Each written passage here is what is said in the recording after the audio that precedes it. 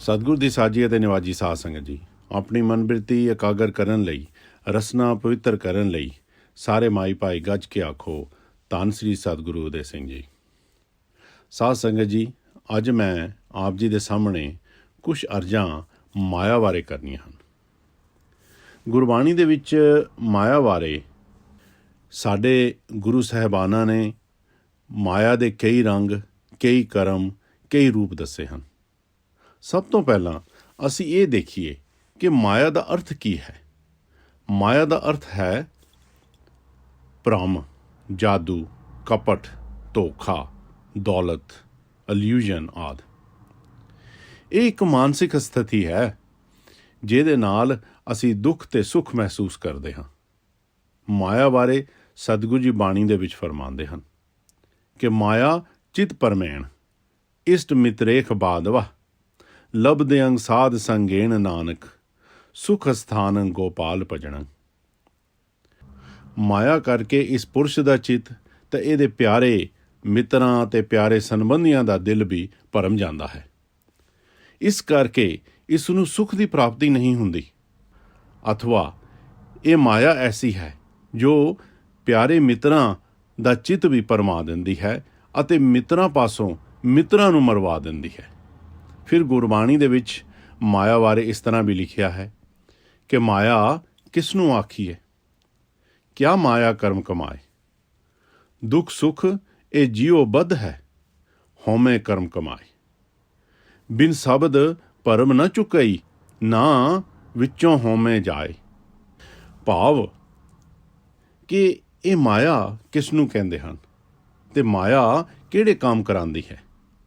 ਸਤਿਗੁਰੂ ਜੀ ਇੱਥੇ ਸਵਾਲ ਜਵਾਬ ਵਾਂਗ ਕਿਰਪਾ ਕਰਦੇ ਹਨ। ਦੁੱਖ ਤੇ ਸੁੱਖ ਇਹ ਅੰਤਕਰਣ ਦਾ ਧਰਮ ਹੈ ਤੇ ਮੈਂ ਦੁਖੀ ਹਾਂ, ਮੈਂ ਸੁਖੀ ਹਾਂ, ਇਸ ਦਾ ਨਾਮ ਹੈ ਮਾਇਆ। ਅਤੇ ਹੰਗਤਾ, ਮਮਤਾ ਸਹਿਤ ਜਿਹੜੇ ਕੰਮ ਕਰ ਰਹੇ ਹਾਂ, ਇਹ ਮਾਇਆ ਕਰਮ ਕਰਾ ਰਹੀ ਹੈ। ਗੁਰੂ ਤੋਂ ਬਿਨਾਂ ਮੁਕਤੀ ਦੀ ਪ੍ਰਾਪਤੀ ਨਹੀਂ ਹੁੰਦੀ ਤੇ ਨਾ ਹੀ ਮਾਇਆ ਦੀ ਦੁਬਦਾ ਜਾਂਦੀ ਹੈ। ਗੁਰ ਸ਼ਬਦ ਜਾਣੀ ਕਿ ਨਾਮ ਤੋਂ ਬਿਨਾਂ, ਸਿਮਰਨ ਤੋਂ ਬਿਨਾਂ ਇਹ ਭਰਮ ਦੂਰ ਨਹੀਂ ਹੁੰਦਾ। ਮਾਇਆ ਵਿਆਪਤ ਬਹੁ ਪ੍ਰਕਾਰੀ, ਸੰਤ ਜੀਵੈ ਪ੍ਰਭ ਓਟ ਤੁਮਾਰੀ। ਮਾਇਆ ਕਈ ਤਰ੍ਹਾਂ ਸਾਨੂੰ ਲੱਗਦੀ ਹੈ ਤੇ ਕਈ ਤਰ੍ਹਾਂ ਦੇ ਕੰਮ ਸਾਡੇ ਪਾਸੋਂ ਕਰਵਾਉਂਦੀ ਹੈ, ਪਰ ਸਤਿਗੁਰੂ ਦੀ ਓਟ ਨਾਲ, ਕਿਰਪਾ ਨਾਲ ਇਸ ਮਾਇਆ ਵਿੱਚ ਵੀ ਆਪਣਾ ਜੀਵਨ ਸਫਲ ਕਰਿਆ ਜਾ ਸਕਦਾ ਹੈ। ਹੁਣ ਅਸੀਂ ਇੱਕ ਉਹ ਮਾਇਆ ਦਾ ਰੂਪ ਬਾਰੇ ਵਿਚਾਰ ਕਰੀਏ ਜੋ ਇਸ ਵੇਲੇ ਦੁਨੀਆ ਨੂੰ ਆਪਣੀਆਂ ਉਂਗਲਾਂ ਦੇ ਉੱਪਰ ਨਚਾ ਰਹੀ ਹੈ, ਜਾਣੀ ਕਿ ਧਨ ਦੌਲਤ ਦੀ ਮਾਇਆ, ਪੈਸੇ, ਵੈਲਥ ਆਦਿ। ਇਸ ਮਾਇਆ ਬਾਰੇ ਵੀ ਬਾਣੀ ਦੇ ਵਿੱਚ ਸਤਿਗੁਰੂ ਜੀ ਨੇ ਬਹੁਤ ਵਾਰ ਫਰਮਾਇਆ ਹੈ ਕਿ ਜਬ ਕੁਛ ਪਾਵੇ ਤਬ ਗਰਵ ਕਰਤ ਹੈ, ਮਾਇਆ ਗਈ ਤਬ ਰੋਬਤ ਲਗਤ ਹੈ। ਜਦੋਂ ਇਹ ਧਨ ਮਿਲਦਾ ਹੈ ਤੇ ਹੰਕਾਰ ਦੇ ਵਿੱਚ ਜਿਹੜਾ ਆਦਮੀ ਹੈ ਉਹ ਆਕੜ ਜਾਂਦਾ ਹੈ। ਜਿਸ ਤਰ੍ਹਾਂ ਉਹ ਪਹਿਲੇ ਸਮਿਆਂ ਦੇ ਵਿੱਚ ਪੱਗਾਂ ਨੂੰ ਮਾਇਆ ਦਿੱਤੀ ਜਾਂਦੀ ਸੀ ਤੇ ਜਦੋਂ ਮਾਇਆ ਦਿੰਦੇ ਸੀ ਨਾ ਤੇ ਉਹ ਜਿਹੜੀ ਪੱਗ ਸੀ ਨਾ ਉਹ ਆਕੜ ਜਾਂਦੀ ਸੀ। ਇਸੇ ਤਰ੍ਹਾਂ ਹੀ ਜਦੋਂ ਧਨ ਰੂਪੀ ਮਾਇਆ ਇਸ ਬੰਦੇ ਨੂੰ ਲੱਗਦੀ ਹੈ ਨਾ ਤੇ ਇਹ ਬੰਦਾ ਫਿਰ ਆਕੜ ਜਾਂਦਾ ਹੈ, ਹੰਕਾਰ ਕਰਦਾ ਹੈ, ਆਪਣੇ ਆਪ ਨੂੰ ਬਾਕੀਆਂ ਨਾਲੋਂ ਵਧੀਆ ਸਮਝਦਾ ਹੈ ਤੇ ਜਦੋਂ ਇਹ ਮਾਇਆ ਚਲੀ ਜਾਂਦੀ ਹੈ ਤੇ ਫਿਰ ਰੋਣ ਲੱਗ ਜਾਂਦਾ ਹੈ। ਕਬੀਰ ਜੀ ਗੁਰਬਾਣੀ ਦੇ ਵਿੱਚ ਇਸ ਗੱਲ ਦੀ ਹਾਮੀ ਭਰਦੇ ਹਨ। ਕਬੀਰ ਗਰਬ ਨਾ ਕੀਜੀਏ, ਰੰਕ ਨਾ ਹਸੀਏ ਕੋਏ, ਅਜੂ ਸੋ ਨਾਉ ਸਮੁੰਦਰ ਮੈਂ, ਕਿਆ ਜਾਣੋ ਕਿਆ ਹੋਏ। ਕਬੀਰ ਜੀ ਇੱਥੇ ਫਰਮਾਉਂਦੇ ਹਨ ਕਿ ਕਦੀ ਵੀ ਇਸ ਮਾਇਆ ਦਾ ਗਰਬ ਜਾਣੀ ਕਿ ਹੰਕਾਰ ਕਦੀ ਨਹੀਂ ਕਰਨਾ ਚਾਹੀਦਾ ਤੇ ਨਾ ਹੀ ਮਾਇਆ ਦੇ ਹੰਕਾਰ ਦੇ ਵਿੱਚ ਕਿਸੇ ਗਰੀਬ ਜਾਣੀ ਕਿ ਰੰਕ ਨੂੰ ਦੇਖ ਕੇ ਉਸ ਦੀ ਮਜ਼ਾਕ ਉਡਾਉਣੀ ਚਾਹੀਦੀ ਹੈ, ਜੋ ਅੱਜ ਕੱਲ੍ਹ ਹਰ ਪਾਸੇ ਦੇਖਣ ਨੂੰ ਮਿਲਦਾ ਹੈ। ਇੱਥੇ ਤੱਕ ਧਾਰਮਿਕ ਸਥਾਨਾਂ ਦੇ ਵਿੱਚ ਵੀ ਇਹ ਦੇਖਣ ਨੂੰ ਮਿਲਦਾ ਹੈ। ਕਿਸੇ ਨੂੰ ਕੋਈ ਪਤਾ ਨਹੀਂ ਇਹ ਕਦੋਂ ਇਹ ਮਾਇਆ ਸਾਥ ਛੱਡ ਜਾਵੇ। ਖਿਨ ਮੈਂ ਥਾਪ ਉਥਾਪਨ ਹਾਰਾ, ਕੀਮਤ ਜਾਏ ਨਾ ਕਰੀ, ਰਾਜਾ ਰੰਕ ਕਰੇ ਖਿਨ ਪੀਤਰ, ਨੀਚੋਂ ਜੋਤ ਤਰੀ। ਸੋ ਪਤਾ ਨਹੀਂ ਕਦੋਂ ਰਾਜੇ ਤੋਂ ਰੰਕ ਬਣਨਾ ਪੈ ਜਾਵੇ। ਸੋ ਕਦੀ ਵੀ ਰੰਕ ਤੇ ਗਰੀਬ ਤੇ ਹੱਸਣਾ ਨਹੀਂ ਚਾਹੀਦਾ। ਸੋ ਇਸ ਮਾਇਆ ਕਰਕੇ ਇਨਸਾਨ ਪਾਗਲ ਹੋ ਚੁੱਕਾ ਹੈ। ਇਹ ਇੱਕ ਬਹੁਤ ਵੱਡਾ ਕੌੜਾ ਸੱਚ ਹੈ। ਇਸ ਮਾਇਆ ਦੇ ਲੋਭੀ ਪੁਰਸ਼ ਇਸ ਮਾਇਆ ਕਰਕੇ ਆਪਣਾ ਪਰਾਇਆ ਦੀਨ ਧਰਮ ਈਮਾਨ ਇਨਸਾਨੀਅਤ ਸਭ ਨੂੰ ਦਾਅ 'ਤੇ ਲਾ ਚੁੱਕੇ ਹਨ। ਇਸ ਲੋਭ ਕਾਰਨ ਕਿੰਨਾ ਖੂਨ ਖਰਾਬਾ ਹੋ ਚੁੱਕਾ ਹੈ, ਕਿੰਨੇ ਨਿਰਦੋਸ਼ਾਂ ਦੀ ਜਾਨ ਗਈ ਹੈ, ਉਸ ਦਾ ਅੰਤ ਨਹੀਂ ਹੈ। ਸ੍ਰੀ ਗੁਰੂ ਅਰਜਨ ਦੇਵ ਜੀ ਗੁਰਬਾਣੀ ਦੇ ਵਿੱਚ ਫਰਮਾਉਂਦੇ ਹਨ, ਹੇ ਲੋਭਾ ਲੰਪਟ ਸੰਗ ਸਿਰ ਮੋਰਾ ਅਨਕ ਲਹਿਰੀ ਕਲੋਲ ਤੇ ਤਵੰਤ ਜੀਆ ਬਹੁ ਪ੍ਰਕਾਰੰ ਅਨਕ ਪਾਂਦ ਬਹੁ ਡੋਲ ਤੇ ਨਚ ਮਿਤਰੰਗ ਨਚ ਇਸ਼ਟੰਗ ਨਚ ਬਾਦਵ ਨਚ ਮਾਤ ਪਿਤਾ ਤਵ ਲੱਜਿਆ ਅਕਰਣੰ ਕ੍ਰੋਧ ਅਖਾਦ ਖਾਦੰ ਅਸਾਜੰ ਸਾਜ ਸਮਝਿਆ ਤਰਾਹਿ ਤਰਾਹਿ ਸਰਨ ਸੁਆਮੀ ਵਿਗਿਆਪਤ ਨਾਨਕ ਹਰ ਨਰ ਹਰਾ। ਸਤਿਗੁਰੂ ਜੀ ਇੱਥੇ ਫਰਮਾਉਂਦੇ ਹਨ ਕਿ ਲੋਭ ਇੱਕ ਐਸਾ ਬਲੀ ਹੈ ਜੋ ਸਿਰਮੌਰ ਸ਼੍ਰੋਮਣੀ ਮਹਾਤਮਾ ਵੀ ਹਨ, ਉਹਨਾਂ ਨੂੰ ਵੀ ਇਹ ਲਿਪਟਿਆ ਪਿਆ ਹੈ, ਜਾਣੀ ਕਿ ਸਾਰਿਆਂ ਦੇ ਨਾਲ ਇਹ ਚਿੰਬੜਿਆ ਪਿਆ ਹੈ। ਇਸ ਲੋਭ ਦੇ ਪ੍ਰਤਾਪ ਕਰਕੇ ਇਸ ਜੀਵ ਅੰਦਰ ਅਨੇਕਾਂ ਹੀ ਸੰਕਲਪਾਂ ਵਿਕਲਪਾਂ ਰੂਪ ਲਹਿਰਾਂ ਕਲੋਲਦੀਆਂ ਹਨ, ਜਾਣੀ ਕਿ ਤਰੰਗ ਉੱਠਦੇ ਹਨ। ਜਿਸ ਤਰ੍ਹਾਂ ਆਪਨੇ ਕਈ ਵਾਰੀ ਸ਼ੇਖ ਚਿਲੀ ਦੀਆਂ ਸਾਖੀਆਂ ਸੁਣੀਆਂ ਹੋਣਗੀਆਂ ਨਾ, ਕਿ ਕਿਸ ਤਰ੍ਹਾਂ ਉਹ ਖਿਆਲੀ ਪਲਾਓ ਬਣਾਉਂਦਾ ਰਹਿੰਦਾ ਸੀ, ਇਸੇ ਤਰ੍ਹਾਂ ਹੀ ਲੋਭੀ ਪੁਰਸ਼ ਦੀ ਹਾਲਤ ਹੈ। ਕਬੂ ਜੀੜਾ ਊਬ ਚੜ੍ਹਤ ਹੈ ਕਬੂ ਜਾਏ ਪਿਆਲੇ ਲੋਭੀ ਜੀੜਾ ਥਿਰ ਨਾ ਰਹਤ ਹੈ ਚਾਰੇ ਕੁੰਡਾ ਪਾਲੇ। ਇਹ ਲੋਭ ਦੇ ਪ੍ਰਤਾਪ ਨਾਲ ਇਹ ਜੀਵ ਨੂੰ ਕਿਸੇ ਦੀ ਵੀ ਲੱਜਿਆ ਨਹੀਂ ਰਹਿੰਦੀ, ਨਾ ਮਿੱਤਰਾਂ ਦੀ, ਨਾ ਇਸ਼ਟ ਦੀ, ਨਾ ਦੇਵ ਦੀ, ਨਾ ਸਕੇ ਸੰਬੰਧੀਆਂ ਦੀ, ਤੇ ਨਾ ਹੀ ਕਿਸੇ ਹੋਰ ਦੀ। ਅਤੇ ਜਿਹੜੇ ਨਾ ਕੰਮ ਕਰਨ ਵਾਲੇ ਹੋਣ ਉਹਨਾਂ ਨੂੰ ਵੀ ਇਹ ਕਰਦਾ ਹੈ, ਤੇ ਜਿਹੜੀ ਚੀਜ਼ ਨਾ ਖਾਣ ਵਾਲੀ ਹੋਵੇ ਉਹਨਾਂ ਨੂੰ ਵੀ ਇਹ ਖਾ ਲੈਂਦਾ ਹੈ। ਤੇ ਇੱਥੇ ਸਤਿਗੁਰੂ ਜੀ ਅਰਦਾਸ ਕਰਦੇ ਹਨ ਕਿ ਹੇ ਅਕਾਲ ਪੁਰਖ, ਮੈਂ ਤੇਰੀ ਸ਼ਰਨ ਦੇ ਵਿੱਚ ਹਾਂ, ਤਾਂ ਮੈਨੂੰ ਇਸ ਲੋਭ ਦੀ ਮਾਇਆ ਤੋਂ ਬਚਾਵੋ। ਫਿਰ ਜਿਸ ਪਾਸੇ ਇਹ ਮਾਇਆ ਨਹੀਂ ਹੁੰਦੀ, ਇਹ ਧਨ ਨਹੀਂ ਹੁੰਦਾ, ਉਸ ਦੇ ਨਾਲ ਦੁਨੀਆ ਵਾਲੇ ਕਿਸ ਤਰ੍ਹਾਂ ਵਿਵਹਾਰ ਕਰਦੇ ਹਨ, ਇਹ ਵੀ ਕੋੜਾ ਸੱਚ ਗੁਰਬਾਣੀ ਹੀ ਦੱਸਦੀ ਹੈ। ਨਿਰਧਨ ਆਦਰ ਕੋਇ ਨਾ ਦੇ ਲਾਖ ਜਤਨ ਕਰੇ ਉਹ ਚਿਤ ਨਾ ਤਰੇ ਜਿਉਂ ਨਿਰਧਨ ਸਰਦਨ ਕੇ ਜਾਏ ਆਗੇ ਬੈਠਾ ਪੀਠ ਫਰਾਏ ਜਾਓ ਸਰਦਨ निर्धन के जाए दिया आदर लिया बुलाए निर्धन सरदन दोनों पाई प्रभ की कला न मेटी जाए कह कबीर निर्धन है सोई जाके हृदय नाम ना होई। कबीर जी इत्थे फरमांदे हन कि जो निर्धन है भाव निर धन धन तो बिना उसका आदर कोई भी नहीं करता, ना ही आम दुनिया दे विच ते ना ही धार्मिक अस्थानां ते। हर जगह पैसे वाले ते धन वालियां दा ही आदर हुंदा है, गरीब दा तां हर कोई मजाक ही उड़ाउंदा है। ਇੱਥੇ ਤੱਕ ਧਾਰਮਿਕ ਅਸਥਾਨਾਂ ਤੇ ਪ੍ਰਬੰਧਕ ਅਮੀਰਾਂ ਨੂੰ ਹੀ ਅੱਗੇ ਕਰਦੇ ਹਨ, ਅਮੀਰਾਂ ਦੇ ਬੱਚਿਆਂ ਨੂੰ ਅੱਗੇ ਕਰਦੇ ਹਨ। ਜਿੱਦਾਂ ਮੇਰੇ ਮਨ ਦੇ ਵਿੱਚ ਮੈਂ ਵਿਚਾਰ ਕਰ ਰਿਹਾ ਸੀ ਕਿ ਅਸੀਂ ਇਤਿਹਾਸ ਪੜ੍ਹਦੇ ਹਾਂ, ਇਤਿਹਾਸ ਦੇ ਵਿੱਚੋਂ ਹਿਸਟਰੀ ਦੇ ਵਿੱਚੋਂ ਅਸੀਂ ਕੁਝ ਤਸਵੀਰਾਂ ਦੇਖਦੇ ਹਾਂ, ਜਾਂ ਸਾਡੇ ਪਾਸ ਕੋਈ ਤਸਵੀਰਾਂ ਸਾਨੂੰ ਕੋਈ ਦਿਖਾਉਂਦਾ ਹੈ ਕਿ ਹਾਂ ਵੀ ਆਹ ਜਿਹੜੀਆਂ ਤਸਵੀਰਾਂ ਹਨ ਨਾ, ਇਹ ਇਤਿਹਾਸਕ ਤਸਵੀਰਾਂ ਹਨ। ਪਰ ਉਹਨਾਂ ਤਸਵੀਰਾਂ ਦੇ ਵਿੱਚ ਇੱਕ ਚੀਜ਼ ਤੁਸੀਂ ਜ਼ਰੂਰ ਦੇਖੋਗੇ, ਇਹ ਵੀ ਇੱਕ ਬੜਾ ਸਖਤ ਸੱਚ ਹੈ ਕਿ ਉਹਨਾਂ ਦੇ ਵਿੱਚ ਜਿਹੜੇ ਲੋਕ ਤੁਹਾਨੂੰ ਤਸਵੀਰਾਂ 'ਚ ਦਿਖਾਈ ਜਾਣਗੇ ਜਾਂ ਦਿਸਣਗੇ, ਉਹ ਸਾਰੇ ਹੀ ਸਾਰੇ ਪੈਸਿਆਂ ਵਾਲੇ ਹੋਣਗੇ, ਗੱਡੀਆਂ ਵਾਲੇ ਹੋਣਗੇ। ਉਹ 'ਚ ਕੋਈ ਵੀ ਗਰੀਬ ਸਾਈਕਲ ਵਾਲਾ ਨਹੀਂ ਹੋਵੇਗਾ, ਕੋਈ ਰਸਤੇ 'ਤੇ ਤੁਰਨ ਵਾਲਾ ਨਹੀਂ ਹੋਵੇਗਾ, ਸਾਰੇ ਰਾਜੇ ਪੁੱਜੇ ਬੰਦੇ ਹੋਣਗੇ ਉਹਦੇ ਵਿੱਚ। ਕਦੀ ਇਹ ਨਹੀਂ ਹੋਏਗਾ ਕਿ ਹਾਂ ਵੀ ਆਹ ਕੋਈ ਗਰੀਬੜਾ ਜਿਹਾ ਸਿੱਖ ਜਿਹੜਾ ਸੀ, ਇਹ ਉੱਥੇ ਗੁਰਦੁਆਰੇ ਦੇ ਨੇੜੇ ਇੱਕ ਝੌਂਪੜੀ ਦੇ ਵਿੱਚ ਰਹਿੰਦਾ ਸੀ ਤੇ ਇਹ ਉਹਦੀ ਤਸਵੀਰ ਹੈ, ਕਦੀ ਨਹੀਂ ਹੋਏਗੀ। ਔਰ ਜਦੋਂ ਅਸੀਂ ਇਤਿਹਾਸ ਦੱਸਾਂਗੇ ਵੀ ਅਸੀਂ ਇਸ ਤਰ੍ਹਾਂ ਹੀ ਦੱਸਾਂਗੇ, ਹਾਂ ਜੀ ਆਹ ਫਲਾਨੀ ਜਗ੍ਹਾ ਦਾ ਆਗੂ ਸੀ, ਇਹਦੇ ਪਾਸ ਫਲਾਨੀਆਂ ਮਿਲ ਸੀ, ਇਹਦੇ ਪਾਸ ਇੰਨੇ ਪੈਸੇ ਸੀ, ਇਹਦੇ ਪਾਸ ਇੰਨਾ ਧਨ ਸੀ, ਇਹਦੇ ਪਾਸ ਫਲਾਨਾ ਸੀ, ਤੇ ਇਹ ਜੀ ਬਹੁਤ ਬਹੁਤ ਬਹੁਤ ਗੁਰੂ ਘਰ ਦਾ ਸੇਵਕ ਸੀ, ਇਹ ਦੱਸਿਆ ਜਾਏਗਾ। ਪਰ ਇਹ ਨਹੀਂ ਦੱਸਿਆ ਜਾਏਗਾ ਕਿ ਉਸੇ ਮਾਹੌਲ ਦੇ ਵਿੱਚ ਇੱਕ ਗਰੀਬੜਾ ਜਿਹਾ ਸਿੱਖ ਸੀ, ਉਹ ਇੰਨੀਆਂ ਮਾਲਾ ਕਰਦਾ ਸੀ, ਉਹ ਇੰਨਾ ਪਾਠ ਕਰਦਾ ਸੀ, ਇੰਨਾ ਕੁਛ ਕਰਦਾ ਸੀ, ਆਹ ਉਹਦੀ ਤਸਵੀਰ ਹੈ, ਆਹ ਦੇਖੋ ਉਹਨੂੰ, ਕਦੀ ਨਹੀਂ ਦਿਖਾਇਆ ਜਾਏਗਾ। ਇਹ ਕੌੜਾ ਸੱਚ ਹੈ। ਸਿਰਫ ਤਸਵੀਰਾਂ ਦੇ ਵਿੱਚ, ਇਤਿਹਾਸ ਦੇ ਵਿੱਚ ਵੀ ਇਹ ਚੀਜ਼ ਸਾਲਾਂ ਤੋਂ ਤੁਰੀ ਆਉਂਦੀ ਹੈ, ਕਿ ਸਿਰਫ ਅਮੀਰਾਂ ਦੀ ਹੀ ਬੱਲੇ ਬੱਲੇ ਹੈ। ਫਿਰ ਤੁਸੀਂ ਇਹ ਦੇਖੋਗੇ ਕਿ ਜਿਹੜੇ ਧਾਰਮਿਕ ਆਗੂ ਹਨ ਉਹ ਕਦੀ ਵੀ ਕਿਸੇ ਗਰੀਬ ਦੀ ਟੁੱਟੀ ਹੋਈ ਗੱਡੀ ਦੇ ਵਿੱਚ ਨਹੀਂ ਬੈਠਣਗੇ। ਉਹ ਹਮੇਸ਼ਾ ਹੀ ਜੋ ਵਧੀਆ ਤੇ ਲੇਟੈਸਟ ਗੱਡੀਆਂ ਹਨ ਉਹਨਾਂ ਦੇ ਵਿੱਚ ਹੀ ਉਹ ਸਫ਼ਰ ਕਰਨਗੇ।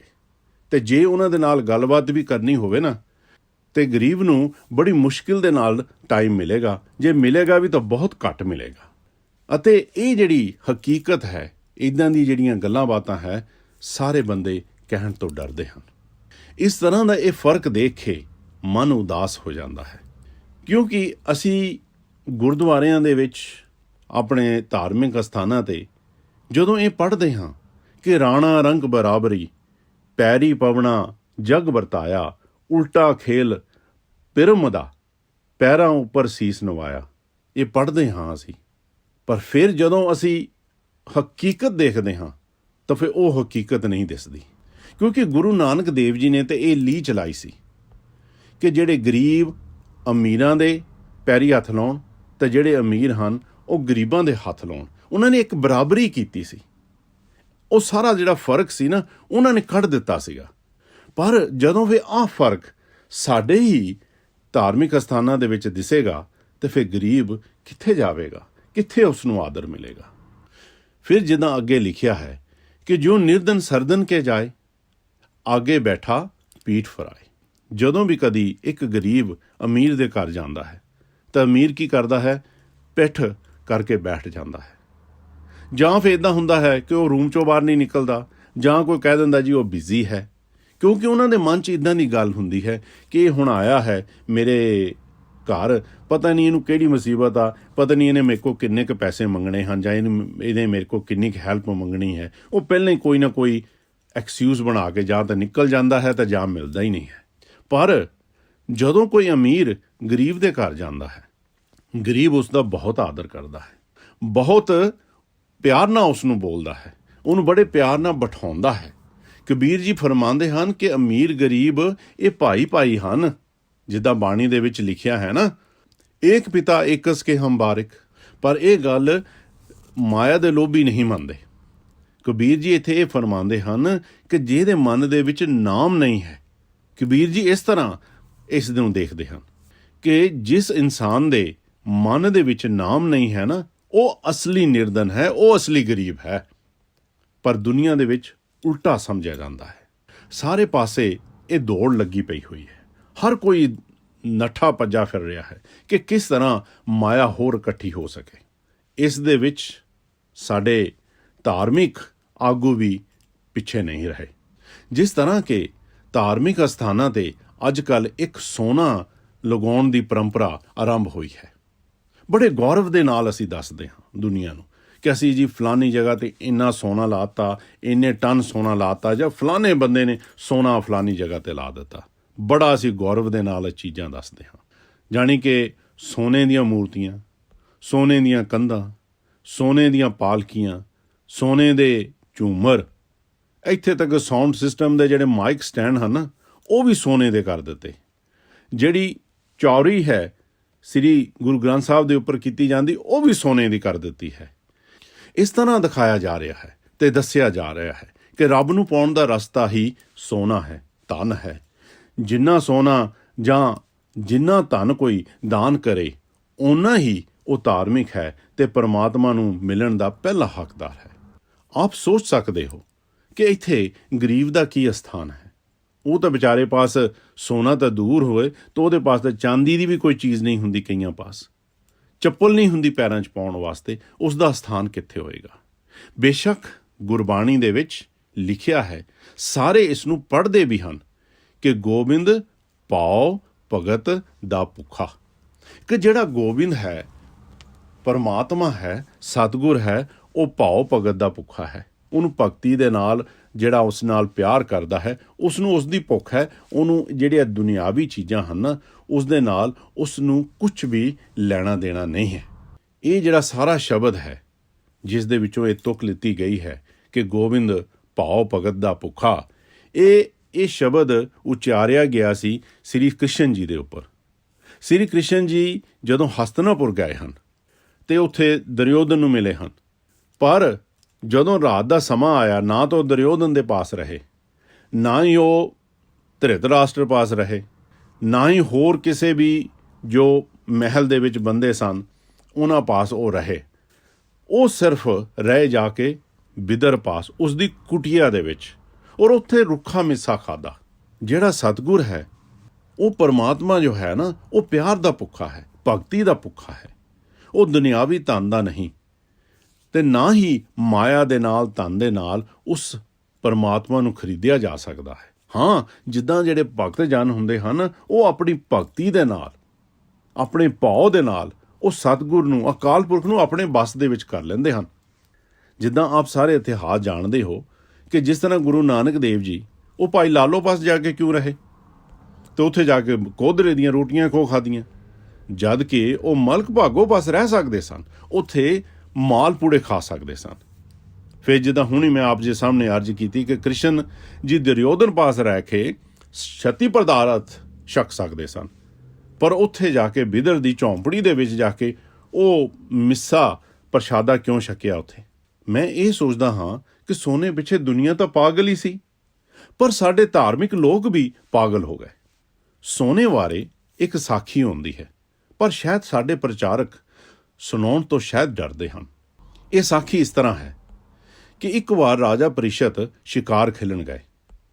ਰਾਜਾ ਪ੍ਰੀਸ਼ਤ ਮਹਾਰਥੀ ਅਰਜੁਨ ਦਾ ਪੋਤਰਾ ਸੀ। ਸ਼ਿਕਾਰ ਕਰਦੇ ਕਰਦੇ ਉਸ ਸਮੇਂ ਉਸ ਨੂੰ ਕਲਯੁਗ ਮਿਲ ਗਿਆ। ਪ੍ਰੀਸ਼ਤ ਨੇ ਪੁੱਛਿਆ, ਬਈ ਤੂੰ ਕੌਣ ਹੈ? ਉਸਨੇ ਆਖਿਆ, ਜੀ ਮੈਂ ਕਲਯੁਗ ਹਾਂ, ਤੇ ਇਹ ਜਿਹੜਾ ਸਮਾਂ ਹੈ ਮੇਰਾ ਹੈ। ਤੇ ਰਾਜਾ ਪ੍ਰੀਸ਼ਤ ਨੇ ਕਿਹਾ, ਫਿਰ ਵੀ ਤੂੰ ਮੇਰੇ ਰਾਜ ਦੇ ਵਿੱਚ ਨਹੀਂ ਰਹਿ ਸਕਦਾ, ਕਿਉਂਕਿ ਉਸ ਨੂੰ ਪਤਾ ਸੀ ਕਿ ਇਸਨੇ ਲੋਕਾਂ ਦੀ ਜਿਹੜੀ ਮੱਤ ਹੈ ਨਾ, ਉਹ ਮਾਰ ਦੇਣੀ ਹੈ, ਉਹਨਾਂ 'ਤੇ ਪਰਦਾ ਪਾ ਦੇਣਾ ਹੈ। ਤੇ ਕਲਯੁਗ ਨੇ ਬੇਨਤੀ ਕੀਤੀ ਕਿ ਮੈਨੂੰ ਕੋਈ ਨਾ ਕੋਈ ਤਾਂ ਸਥਾਨ ਦੇਵੋ ਜਿੱਥੇ ਮੈਂ ਰਹਿ ਸਕਾਂ, ਮੈਂ ਤੁਹਾਡੀ ਹੁਣ ਸ਼ਰਨ ਦੇ ਵਿੱਚ ਹਾਂ। ਤੇ ਰਾਜੇ ਨੇ ਵਿਚਾਰ ਕੀਤਾ ਤੇ ਆਖਿਆ, ਤੂੰ ਸੋਨੇ ਦੇ ਵਿੱਚ ਵਾਸ ਕਰ। ਤੇ ਰਾਜੇ ਦੇ ਸਿਰ ਤੇ ਮੁਕਟ ਜਿਹੜਾ ਸੀ ਨਾ, ਉਹ ਵੀ ਸੋਨੇ ਦਾ ਸੀ।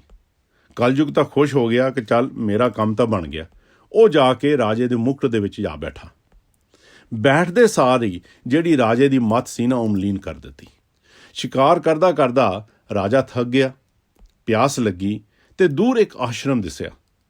ਜਦੋਂ ਉੱਥੇ ਪਹੁੰਚਿਆ ਤੇ ਦੇਖਿਆ ਕਿ ਇੱਕ ਰਿਸ਼ੀ ਸਮਾਧੀ ਦੇ ਵਿੱਚ ਬੈਠਾ ਹੈ, ਤਪੱਸਿਆ ਕਰ ਰਿਹਾ ਹੈ। ਜਾ ਕੇ ਰਾਜੇ ਨੇ ਪਾਣੀ ਮੰਗਿਆ, ਪਰ ਉਹ ਸਮਾਧੀ ਦੇ ਵਿੱਚ ਆਪਣੇ ਲੀਨ ਰਿਹਾ। ਰਾਜੇ ਨੂੰ ਬੜਾ ਗੁੱਸਾ ਆਇਆ ਕਿ ਮੈਂ ਰਾਜਾ ਹਾਂ ਤੇ ਇਹ ਮੈਨੂੰ ਜਵਾਬ ਵੀ ਨਹੀਂ ਦਿੰਦਾ। ਤੇ ਉੱਪਰ ਉਹ ਜਿਹੜਾ ਕਲਯੁਗ ਬੈਠਾ ਸੀ ਮੁਕਟ ਦੇ ਵਿੱਚ, ਉਸਨੇ ਆਪਣਾ ਕੰਮ ਕੀਤਾ ਹੋਇਆ ਸੀ। ਰਾਜੇ ਦੀ ਮੱਤ ਤੇ ਪਰਦਾ ਪੈ ਚੁੱਕਾ ਸੀ। ਤੇ ਉਸਨੇ ਕੀ ਕੀਤਾ, ਨੇੜੇ ਹੀ ਇੱਕ ਮਰਿਆ ਹੋਇਆ ਸੱਪ ਪਿਆ ਸੀ। ਉਸਨੇ ਉਹ ਸੱਪ ਚੱਕਿਆ ਤੇ ਰਿਸ਼ੀ ਦੇ ਗਲ ਦੇ ਵਿੱਚ ਪਾ ਦਿੱਤਾ। ਪਾ ਕੇ ਤਾਂ ਉਹ ਵਾਪਸ ਆਪਣੇ ਰਾਜ ਮਹਿਲ ਚਲੇ ਗਿਆ। ਜਦੋਂ ਰਾਜ ਮਹਿਲ ਪਹੁੰਚਿਆ ਤਾਂ ਉਸਨੇ ਆਪਣਾ ਮੁਕਟ ਆਪਣੇ ਸਿਰ ਤੋਂ ਲਾਇਆ, ਤਾਂ ਜਿਹੜਾ ਮੱਤ ਤੇ ਪਰਦਾ ਪਿਆ ਹੋਇਆ ਸੀ ਨਾ, ਉਹ ਹਟ ਗਿਆ। ਤੇ ਆਪਣੀ ਗਲਤੀ ਦਾ ਅਹਿਸਾਸ ਹੋਇਆ ਕਿ ਮੈਂ ਕਿੱਡੀ ਵੱਡੀ ਅਵੱਗਿਆ ਕਰ ਆਇਆ ਹਾਂ। ਤੇ ਉਧਰ ਜਿਹੜਾ ਰਿਸ਼ੀ ਦਾ ਸੇਵਕ ਸੀ, ਜਿਸ ਦਾ ਨਾਮ ਸਿੰਘੀ ਰਿਸ਼ੀ ਲਿਖਿਆ ਹੋਇਆ ਹੈ, ਉਸਨੇ ਆ ਕੇ ਦੇਖਿਆ ਕਿ ਮੇਰੇ ਗੁਰੂ ਦਾ ਇੰਨਾ ਅਪਮਾਨ ਕਿਸਨੇ ਕੀਤਾ ਹੈ, ਤੇ ਕ੍ਰੋਧ ਦੇ ਵਿੱਚ ਆ ਗਿਆ ਤੇ ਸ਼ਰਾਪ ਦੇ ਦਿੱਤਾ ਕਿ ਜਿਸਨੇ ਵੀ ਇਹ ਅਪਮਾਨ ਮੇਰੇ ਗੁਰੂ ਦਾ ਕੀਤਾ ਹੈ, ਉਹ ਅੱਜ ਤੋਂ 7 ਦਿਨਾਂ ਬਾਅਦ ਤਕਸ਼ਕ ਨਾਗ ਦੇ ਡੰਗ ਨਾਲ ਮ੍ਰਿਤੂ ਹੋ ਜਾਵੇਗਾ। ਤੇ ਰਾਜੇ ਨੂੰ ਵੀ ਇਸ ਗੱਲ ਦਾ ਪਤਾ ਲੱਗ ਗਿਆ। ਤੇ ਰਾਜੇ ਨੇ ਕਈ ਯਤਨ ਆਪਣੇ ਆਪ ਨੂੰ ਬਚਾਉਣ ਦੇ ਕੀਤੇ, ਪਰ ਉਸ ਦੇ ਬਾਵਜੂਦ ਵੀ ਉਸ ਦੀ ਮ੍ਰਿਤੂ ਹੋ ਗਈ। ਇਸ ਸਾਖੀ ਤੋਂ ਇਹ ਪਤਾ ਲੱਗਦਾ ਹੈ ਕਿ ਸੋਨੇ ਵਿੱਚ ਕਲਯੁਗ ਦਾ ਵਾਸ ਹੈ। ਤਾਂ ਅਸੀਂ ਸੋਨਾ ਸਾਰੇ ਪਹਿਰੀ ਫਿਰਦੇ ਹਾਂ ਤੇ ਧਾਰਮਿਕ ਸਥਾਨਾਂ 'ਤੇ ਲਾਈ ਜਾਂਦੇ ਹਾਂ, ਜਾਣੀ ਕਿ ਕਲਯੁਗ ਨੂੰ ਆਪਣੇ ਚਾਰੋਂ ਪਾਸੇ ਅਸੀਂ ਰੱਖੀ ਫਿਰਦੇ ਹਾਂ।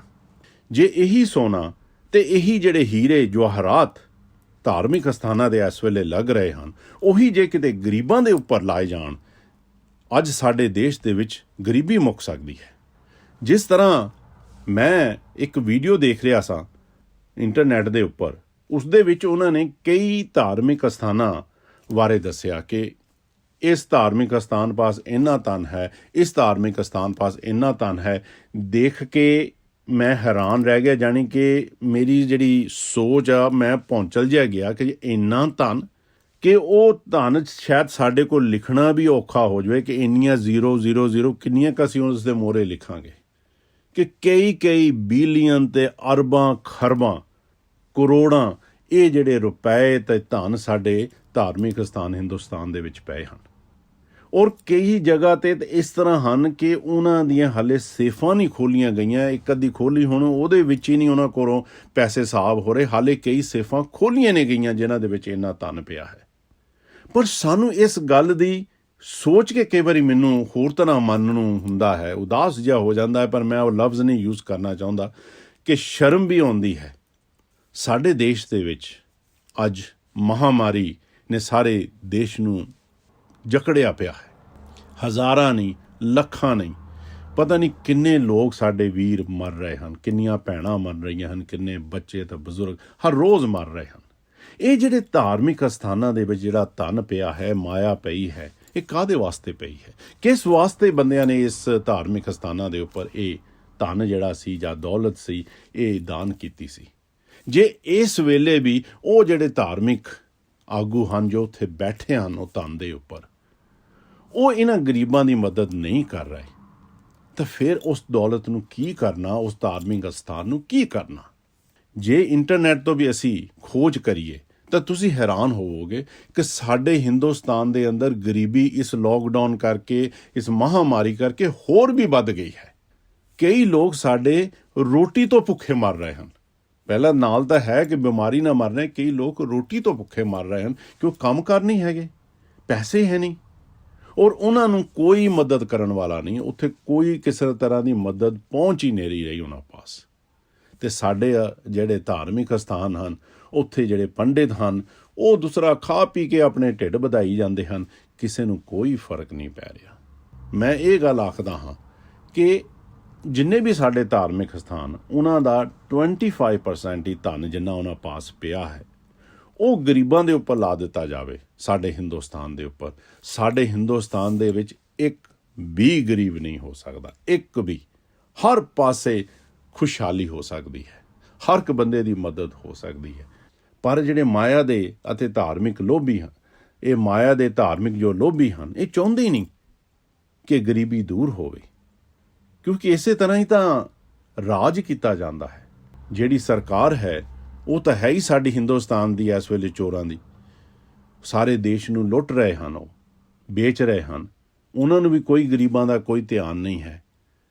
ਅਤੇ ਉਹ ਇਸ ਤਰੀਕੇ ਦੇ ਨਾਲ ਡੰਡੇ ਦੇ ਜ਼ੋਰ ਨਾਲ, ਪੈਸੇ ਦੇ ਜ਼ੋਰ ਦੇ ਨਾਲ ਉਹ ਗਰੀਬਾਂ ਦੇ ਉੱਪਰ ਰਾਜ ਕਰ ਰਹੇ ਹਨ। ਅਤੇ ਇਹ ਜਿਹੜੇ ਧਾਰਮਿਕ ਪੈਸੇ ਦੇ ਲੋਭੀ ਹਨ, ਇਹ ਗਰੀਬਾਂ ਦੇ ਉੱਪਰ ਧਰਮ ਦੇ ਨਾਮ 'ਤੇ ਰਾਜ ਕਰ ਰਹੇ ਹਨ। ਸਤਿਗੁਰੂ ਜੀ ਫਰਮਾਉਂਦੇ ਹਨ ਕਿ ਮਾਇਆ ਧਾਰੀ ਅਤ ਅੰਨਾ ਬੋਲਾ, ਸ਼ਬਦ ਨਾ ਸੁਣਾਈ ਬਹੁ ਰੋਲ ਕਚੋਲਾ। ਸਾਡੇ ਦੇਸ਼ ਵਿੱਚ ਗਰੀਬਾਂ ਦੀ ਉਹ ਹਾਲਤ ਹੁੰਦੀ ਹੈ ਜਿਸ ਨੂੰ ਬਿਆਨ ਕਰਕੇ ਮਨ ਭਰ ਆਉਂਦਾ ਹੈ।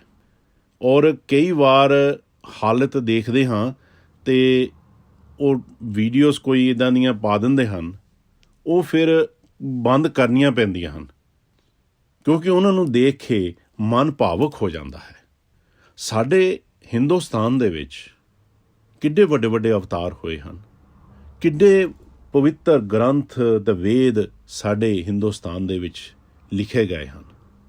ਪਰ ਜਿੰਨਾ ਸਾਡੇ ਭਾਰਤ ਦੇਸ਼ ਦੇ ਵਿੱਚ ਗਰੀਬਾਂ ਨੂੰ ਦੁਖੀ ਕੀਤਾ ਜਾਂਦਾ ਹੈ, ਬੇਇੱਜ਼ਤ ਕੀਤਾ ਜਾਂਦਾ ਹੈ, ਖੂਨ ਚੂਸਿਆ ਜਾਂਦਾ ਹੈ ਉਹਨਾਂ ਨੂੰ ਧਰਮ ਦੇ ਨਾਮ 'ਤੇ ਅਤੇ ਤਾਕਤ ਦੇ ਜ਼ੋਰ 'ਤੇ, ਇਹਨਾਂ ਕਿਸੇ ਦੇਸ਼ ਦੇ ਵਿੱਚ ਨਹੀਂ ਹੁੰਦਾ। ਇਹ ਵਿਚਾਰਨ ਵਾਲੀ ਗੱਲ ਹੈ। ਸਾਧ ਸੰਗਤ ਜੀ, ਮੈਂ ਜੋ ਕੁਛ ਵੀ ਆਪ ਜੀ ਦੇ ਸਾਹਮਣੇ ਅਰਜ਼ਾਂ ਕੀਤੀਆਂ ਹਨ, ਇਹ ਇੱਕ ਰਿਐਲਿਟੀ ਹੈ। ਇਹ ਤੁਸੀਂ ਸਾਰੇ ਪਾਸੇ ਦੇਖ ਸਕਦੇ ਹੋ ਸਾਹਮਣੇ ਆਪਣੇ ਕਿ ਇਹ ਚੀਜ਼ਾਂ ਸਾਡੇ ਸਾਹਮਣੇ ਹੋ ਰਹੀਆਂ ਹਨ। ਕੋਈ ਚੀਜ਼ ਮੈਂ ਆਪਣੇ ਕੋਲੋਂ ਨਹੀਂ ਇਹ 'ਚ ਕਹਿ ਰਿਹਾ। ਇਸ ਮਾਇਆ ਨੇ ਬਹੁਤ ਜ਼ਿਆਦਾ ਪ੍ਰਭਾਵ ਸਾਡੇ ਦੇ ਉੱਪਰ ਪਾਇਆ ਹੋਇਆ ਹੈ। ਤਾਂ ਕਰਕੇ ਸਤਿਗੁਰੂ ਜੀ ਸਾਨੂੰ ਬਾਰ-ਬਾਰ ਇਹੀ ਗੱਲ ਕਹਿੰਦੇ ਹਨ ਕਿ ਗੁਰਬਾਣੀ ਪੜ੍ਹੋ, ਨਾਮ ਜਪੋ। ਕਿਉਂ? ਕਿ ਜਿਸ ਤਰ੍ਹਾਂ ਜੇ ਹੁਣ ਅਸੀਂ ਆਹ ਦੇਖੀਏ ਕਿ ਇਹ ਜਿਹੜੀ ਮਾਇਆ ਹੈ, ਅਤੇ ਜੇ ਇਸ ਮਾਇਆ ਦਾ ਅਸਰ ਤਾਂ ਪ੍ਰਤਾਪ ਇੱਦਾਂ ਦਾ ਹੀ ਹੈ ਸਾਰੇ ਪਾਸੇ, ਕਿ ਇਸੇ ਤਰ੍ਹਾਂ ਹੀ ਇਹ ਮੱਤ ਮਾਰਦੀ ਹੈ ਮਾਇਆ, ਤਾਂ ਫਿਰ ਅਸੀਂ ਕੀ ਕਰੀਏ? ਕਿਹੜਾ ਰਸਤਾ ਅਪਣਾਈਏ। ਉਹ ਫਿਰ ਜਿਸ ਤਰ੍ਹਾਂ ਗੁਰਬਾਣੀ ਦੇ ਵਿੱਚ ਸਤਿਗੁਰੂ ਜੀ ਫਰਮਾਉਂਦੇ ਹਨ, ਅਸੀਂ ਉਹ ਕਰੀਏ।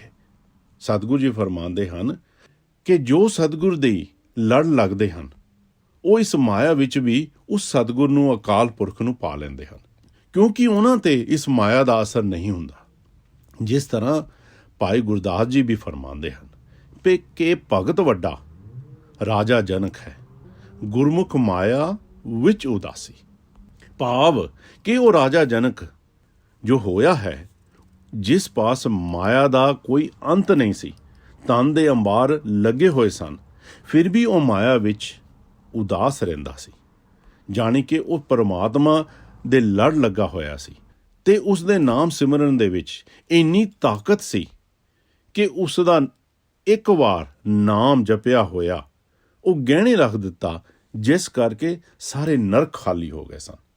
ਔਰ ਉਹ ਮਾਇਆਧਾਰੀ ਸੀ, ਉਹਦੇ ਪਾਸ ਬਹੁਤ ਸਾਰੀ ਮਾਇਆ ਸੀ, ਪਰ ਮਾਇਆ ਵਿੱਚ ਵੀ ਹੁੰਦੇ ਹੋਏ ਵੀ ਉਹ ਉਦਾਸ ਸੀ। ਉਹ ਸਤਿਗੁਰੂ ਜੀ ਦੇ ਲੜ ਲੱਗਾ ਹੋਇਆ ਸੀ, ਤਾਂ ਕਰਕੇ ਉਸ ਦੇ ਉੱਪਰ ਕੋਈ ਵੀ ਕਿਸੇ ਤਰ੍ਹਾਂ ਦਾ ਵੀ ਮਾਇਆ ਦਾ ਪ੍ਰਤਾਪ ਜਾਂ ਅਸਰ ਨਹੀਂ ਸੀ ਹੋਇਆ।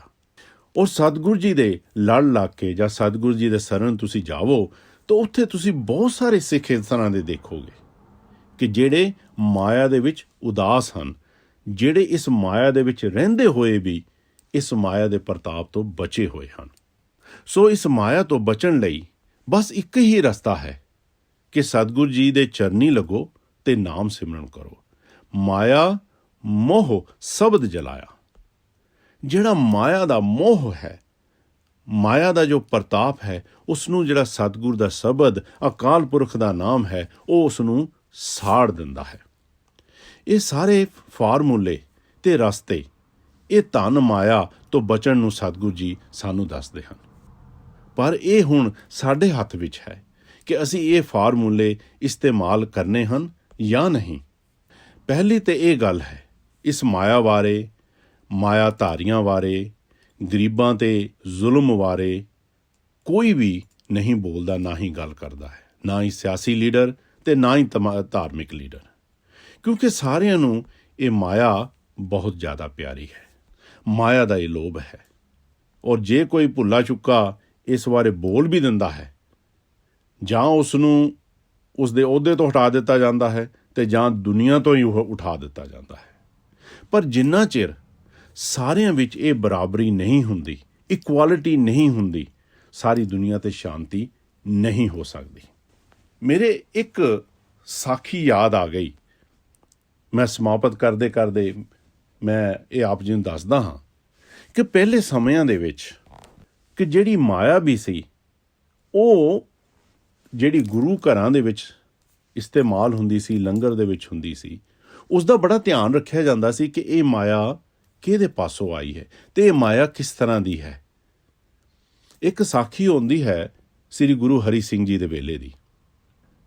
ਸ੍ਰੀ ਸਤਿਗੁਰੂ ਹਰੀ ਸਿੰਘ ਜੀ ਬੜਾ ਇਸ ਚੀਜ਼ ਦਾ ਧਿਆਨ ਰੱਖਦੇ ਸਨ ਕਿ ਕੋਈ ਗਲਤ ਕਮਾਈ ਦੇ ਪੈਸੇ ਲੰਗਰ ਦੇ ਵਿੱਚ ਨਾ ਆ ਜਾਣ। ਇੱਕ ਵਾਰ ਉਹਨਾਂ ਦੇ ਅਗਰਾਈ ਕਰਨ ਵਾਲਾ ਸਿੱਖ ਉਹ ਬਾਹਰ ਗਿਆ, ਜਾ ਕੇ ਅਗਰਾਈ ਕਰ ਲਿਆਇਆ ਤਾਂ ਸੱਚੇ ਪਾਤਸ਼ਾਹ ਦੇ ਸਾਹਮਣੇ ਰੱਖੀ। ਤਾਂ ਉਦੋਂ ਉਹ ਸਿਲਵਰ ਜਾਂ ਮੈਨੂੰ ਲੱਗਦਾ ਗੋਲਡਨ ਜਿੱਦਾਂ ਕੁਛ ਰੁਪਈਏ ਹੁੰਦੇ ਸਨ ਵੱਡੇ ਵੱਡੇ, ਅਤੇ ਉਹ ਸੱਚੇ ਪਾਤਸ਼ਾਹ ਜੀ ਸਾਰਿਆਂ ਨੂੰ ਵੱਖਰੇ ਕਰਦੇ ਗਏ ਤਾਂ 1 ਰੁਪਈਆ ਉਹ 'ਚੋਂ ਕੱਢ ਕੇ ਇੱਕ ਪਾਸੇ ਰੱਖ ਦਿੱਤਾ। ਤਾਂ ਉਹ ਸਿੱਖ ਨੂੰ ਕਿਹਾ ਕਿ ਬਈ ਆਹ ਜਿਹੜਾ ਰੁਪਈਆ ਹੈ ਨਾ, ਇਹ ਲੰਗਰ ਦੇ ਵਿੱਚ ਨਹੀਂ ਵਰਤਣਾ। ਉਹ ਸਿੱਖ ਨੇ ਉਹ ਰੁਪਈਆ ਇੱਕ ਪਾਸੇ ਰੱਖ ਦਿੱਤਾ ਅਤੇ 6 ਮਹੀਨਿਆਂ ਬਾਅਦ ਜਦੋਂ ਅਗਰਾਈ ਲੈ ਕੇ ਆਇਆ, ਉਹ ਰੁਪਈਆ ਫੇਰ ਉਹ 'ਚ ਪਾ ਦਿੱਤਾ, ਪਾ ਕੇ ਫੇਰ ਸਤਿਗੁਰਾਂ ਦੇ ਮੂਹਰੇ ਰੱਖ ਦਿੱਤਾ। ਸਤਿਗੁਰੂ ਜੀ ਨੇ ਫੇਰ ਉਹ ਸਾਰੇ ਰੁਪਈਏ ਇਕੱਠੇ ਕੀਤੇ ਹੋਏ ਇੱਕ ਇੱਕ ਕਰਕੇ ਦੇਖਦੇ ਗਏ, ਅਤੇ ਫਿਰ ਜਦੋਂ ਉਹ ਰੁਪਈਆ ਫੇਰ ਆਇਆ, ਉਹ ਸੱਚੇ ਪਾਤਸ਼ਾਹ ਕੱਢ ਕੇ ਫੇਰ ਬਾਹਰ ਰੱਖਤਾ। ਔਰ ਫੇਰ ਉਸ ਨੂੰ ਸਿੱਖ ਨੂੰ ਕਿਹਾ ਕਿ ਇਹ ਬਹੁਤ ਹੀ ਗਲਤ ਕਮਾਈ ਦਾ ਰੁਪਈਆ ਹੈ, ਇਹ ਲੰਗਰ ਦੇ ਵਿੱਚ ਨਹੀਂ ਪਾਉਣਾ।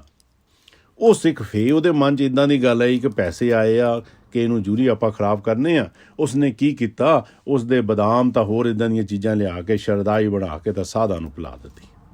ਫੇਰ ਕੀ ਹੋਣਾ ਸੀਗਾ, ਉਲਟੀਆਂ ਤਾਂ ਬਿਮਾਰ ਹੋ ਗਏ ਸਾਧ ਸੰਤ। ਅਤੇ ਸੱਚੇ ਪਾਤਸ਼ਾਹ ਜੀ ਨੇ ਫਿਰ ਉਸ ਸਿੱਖ ਨੂੰ ਬੁਲਾ ਕੇ ਉਸ ਨੂੰ ਫਿਰ ਤਾੜਨਾ ਕੀਤੀ ਕਿ ਦੇਖ ਗੁਰਸਿੱਖਾ, ਮੈਂ ਤੈਨੂੰ ਇਸ ਗੱਲ 'ਤੇ ਰੋਕਿਆ ਸੀ ਕਿ ਇਹ ਗਲਤ ਕਮਾਈ ਦਾ ਹੈ, ਬਹੁਤ ਗਲਤ ਕਮਾਈ ਦਾ ਪੈਸਾ ਹੈ ਜਿਹੜਾ ਤੂੰ ਇੱਥੇ ਲੈ ਕੇ ਆਇਆ, ਉਹਦਾ ਅਸਰ ਹੁਣ ਆ ਦੇਖ ਲਾ। ਮੈਂ ਕਈ ਵਾਰੀ ਇਸ ਚੀਜ਼ 'ਤੇ ਵਿਚਾਰ ਕਰਦਾ ਹੁੰਦਾ ਹਾਂ, ਜਿੰਨੇ ਵੀ ਗਲਤ ਪੈਸੇ ਜਾਂ ਗਲਤ ਮਾਇਆ ਸਾਡੇ ਧਾਰਮਿਕ ਅਸਥਾਨਾਂ 'ਤੇ ਸਾਰੇ ਦੇਸ਼ ਦੇ ਵਿੱਚ, ਸਾਰੀ ਦੁਨੀਆ ਦੇ ਅੰਦਰ ਜਿੱਥੇ ਵੀ ਗਲਤ ਪੈਸੇ ਇਹਨਾਂ ਅਸਥਾਨਾਂ ਦੇ ਮੱਥਾ ਟੇਕੇ ਜਾਂਦੇ ਹਨ ਅਤੇ ਉਹ ਸਾਧ ਸੰਗਤ ਦੇ ਵਿੱਚ ਉਹਨਾਂ ਦਾ ਲੰਗਰ ਬਣਦੇ ਹਨ, ਉਹਨਾਂ ਦੇ ਪ੍ਰਸ਼ਾਦੇ ਛਕੇ ਜਾਂਦੇ ਹਨ ਜਾਂ ਜੋ ਵੀ ਕੀਤਾ ਜਾਂਦਾ ਹੈ, ਉਸ ਦਾ ਅਸਰ ਜ਼ਰੂਰ ਹੁੰਦਾ ਹੈ। ਕਿਉਂਕਿ ਬਹੁਤ ਸਾਰੇ ਜੋ ਅਮੀਰ ਲੋਕ ਹਨ, ਜੋ ਧਨਵਾਨ ਹਨ, ਜੋ ਆਪਣੇ ਕਾਰੀਗਰ ਹਨ, ਜੋ ਕੰਮ ਕਰਨ ਵਾਲੇ ਹਨ, ਉਹਨਾਂ ਨੂੰ ਜਿਨ੍ਹਾਂ ਨੂੰ ਉਹ ਤਨਖਾਹ ਵੀ ਨਹੀਂ ਦਿੰਦੇ ਔਰ ਕਈਆਂ ਦਾ ਵਿਚਾਰੇ ਗਰੀਬਾਂ ਦਾ, ਮਾਸੂਮਾਂ ਦਾ ਉਹ ਦੂਸਰਾ ਧਨ ਜਾਣੀ ਕਿ ਚੋਰੀ ਕਰ ਲੈਂਦੇ ਹਨ ਜਾਂ ਉਹਨਾਂ ਦੇ ਵਿੱਚ ਉਹਨਾਂ ਦਾ ਖੂਨ ਚੂਸ ਕੇ ਉਹ ਧਨ ਇਕੱਠਾ ਕਰ ਲੈਂਦੇ ਹਨ। ਫਿਰ ਉਹ ਜਿਹੜਾ ਬਲੈਕ ਮਨੀ ਹੁੰਦਾ ਹੈ ਉਹ ਲਿਆ ਕੇ ਫਿਰ ਸਾਡੇ ਧਾਰਮਿਕ ਅਸਥਾਨਾਂ ਦੇ ਅੰਦਰ ਉਹ ਦਾਨ ਕਰ ਦਿੰਦੇ ਹਨ ਅਤੇ ਉਹ ਜਿਹੜਾ ਬਦਦੁਆਵਾਂ ਜਿਹੜੀਆਂ ਪਤਾ ਨਹੀਂ ਕਿਹੜੇ ਗਰੀਬਾਂ ਦੀਆਂ ਉਹਨੂੰ ਲੱਗੀਆਂ ਹੁੰਦੀਆਂ ਉਹ ਮਾਇਆ ਨੂੰ, ਉਹ ਫਿਰ ਸਾਡੇ ਧਾਰਮਿਕ ਅਸਥਾਨ ਜਾਂ ਹੋਰ ਧਾਰਮਿਕ ਅਸਥਾਨਾਂ ਦੇ ਵਿੱਚ ਜਾ ਕੇ ਉਹ ਮੱਥਾ ਟਿਕ ਜਾਂਦਾ ਹੈ। ਉਸ ਦਾ ਫਿਰ ਲੰਗਰ ਬਣਦਾ ਹੈ, ਉਹ ਫਿਰ ਉਸੇ ਤਰ੍ਹਾਂ ਸਾਰਿਆਂ ਨੂੰ ਵੰਡ ਦਿੱਤਾ ਜਾਂਦਾ ਹੈ। ਉਹਦਾ ਫਿਰ ਅਸਰ ਸਾਡੇ ਉੱਪਰ ਜ਼ਰੂਰ ਹੁੰਦਾ ਹੈ। ਇਹ ਹੋ ਨਹੀਂ ਸਕਦਾ ਕਿ ਕੋਈ ਗਲਤ ਕਮਾਈ ਦੀ ਚੀਜ਼ ਹੋਵੇ ਤਾਂ ਉਹਦਾ ਸਾਡੇ 'ਤੇ ਅਸਰ ਨਾ ਹੋਵੇ, ਉਹ ਜ਼ਰੂਰ ਹੋਏਗਾ। ਔਰ ਇਹ ਚੀਜ਼ ਸਾਨੂੰ ਸ੍ਰੀ ਸਤਿਗੁਰੂ ਹਰੀ ਸਿੰਘ ਜੀ ਨੇ ਕਿਰਪਾ ਕੀਤੀ ਔਰ ਉਹਨਾਂ ਨੇ ਇਹ ਚੀਜ਼ ਦੱਸੀ ਕਿ ਜਿਹੜੀ ਗਲਤ ਕਮਾਈ ਹੈ ਉਸ ਦਾ ਦਾਨ ਵੀ ਨਹੀਂ ਲੈਣਾ। ਸੋ ਰਹੋ ਵਿਚਾਰ। ਸੋ ਅਸੀਂ ਸਤਿਗੁਰੂ ਜੀ ਦੇ ਚਰਨਾਂ ਦੇ ਵਿੱਚ ਅਰਦਾਸ ਕਰੀਏ ਕਿ ਸੱਚੇ ਪਾਤਸ਼ਾਹ ਕਿਰਪਾ ਕਰੋ, ਆਪਣੀ ਮਿਹਰ ਕਰੋ।